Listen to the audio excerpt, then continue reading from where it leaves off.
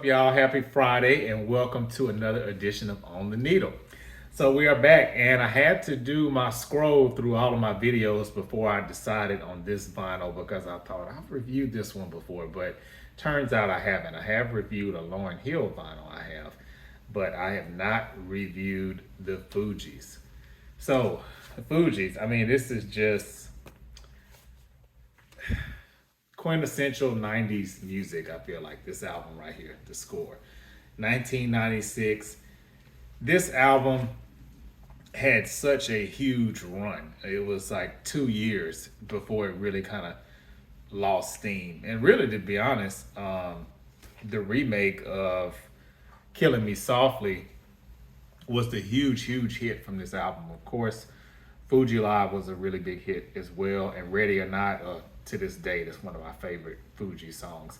I love the mixture that the group has with the melodic elements that Lauryn Hill brings, and then the rapping. I mean, who are we kidding? She was the highlight of the group because I feel like she always had the coldest bars.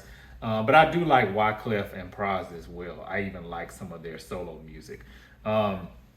What's interesting though on this album is, and I never paid attention to this back then, but just things you kind of realize as you get older. So, track listing on the back, and as you can see, that well, it's kind of flipped here, but the executive producer is Pras, and then the co-executive producers are Wyclef and Lauryn Hill. So, Wyclef and Lauryn Hill, I don't think it's really any secret that they had kind of a situationship, if you will, going on. And I was today years old when I found out that Pras used to date Aubrey O'Day from Danity Kane. Didn't have that on the bingo card, but yeah, apparently they were a thing. I don't know how I missed that, but they were. This album is special because it does have, well, I won't say colored vinyl, but it's white. So it was like a smoky white. Which actually, shows really good on this camera. I didn't know if it was going to show too well on here, but it's like a smoky white, which is pretty cool. And I mean, this album is just classic. I would say it's the closest thing to hardcore hip hop that I like. Now I will say, I have the Wu-Tang Clan album as well, which I like that too. So that's kind of like the 36 Chambers, the one, I don't want to say the only one that matters, but the big one that you would want to have on vinyl. So with this album, the Fugees, I feel like they do a very great job of mixing R&B pop elements a little bit, and then your hardcore hip hop. So they really cater to all of these audiences, and I feel like that's why this album was such a big hit. And they weren't really just, talking about women and cars and money and all this kind of, they were actually talking about, things that were really pertinent that were going on in the world.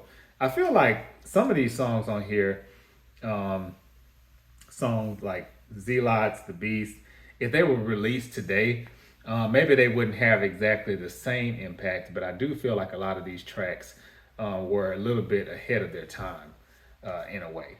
And they have, of course, if we open this here, we have the credits, which I'm such a nerd, so I like reading this. The only thing that I think is cool, but with artists like the Fugees, it's like you read this stuff and it's like, okay, yeah, they wrote and produced most of this because they're in that group that I call like, the Prince group or the Missy group, where they just kind of, write all of their stuff. So they do have other songwriters on here as well. So interestingly enough, and I didn't realize this until recently either, until I went back and read the credits. The song Cowboys, I always thought that was Rod Digger, but I wasn't exactly sure. So she is on that song. Of course, she's credited as one of the writers because she raps on it. Also, the group, I mean, they pretty much, wrote all of these songs. Another interesting fact, I think, is Lauryn Hill also did her own vocal arrangements. She did vocal arrangements for Killing Me Softly, which I think is pretty dope.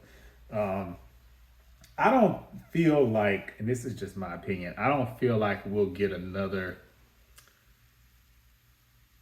mixed gender supergroup like this, if you will. The closest I feel, and I feel like they had such good potential. I really wish they would have been able to settle their creative differences or whatever happened. Is Lucy Pearl. I would love to have their one and only album on vinyl. So if y'all know where I can find that new, I don't want to use one, but brand new, I would love to get it. I within reason. I don't think I'd pay over $50 for it, but if you find one and it's that price or under, holler at me. Let me know in the comments. But Fugees, I just feel like their legacy is so strong, and I think that's the reason why. Even though people poke fun at Lauryn Hill, and she said and done a couple of things here recently that she probably should not have, but the fact that they're still able to tour and book shows from an album that is almost 30 years old. It's not too many people that can say that. And we're not even talking about albums. You have some groups where they're touring off the success of their catalog. Fugees, they of course, they do have other music that came out before the score, but they're really touring off the strength of this one album. And interestingly enough, Lauryn Hill, I loved her MTV Unplugged album, don't get me wrong. But the people that were there to see her, they're not there to see the Unplugged. They're there to see the miseducation of Lauryn Hill. So I feel like for anyone who really wants to study a true essence of hip hop, needs to review this album. I mean, that's just my opinion. I feel like if you have vinyl, if you're even the slightest bit of a hip hop head, you gotta have this score. I mean, it's classic. Love it. So let me know what you all think about Fugees' album, The Score. What are some of your favorite tracks? Who was your favorite member of the Fugees? I know some people who actually like Pras or Wyclef more than they do Lauryn Hill, believe it or not. So curious to know all that. But thanks as always for watching, for tuning in. Again, I appreciate these subscriptions that we've gotten here recently. Those that are leaving comments, things like that. Really, really appreciate it. And I'll see you next Friday. Peace.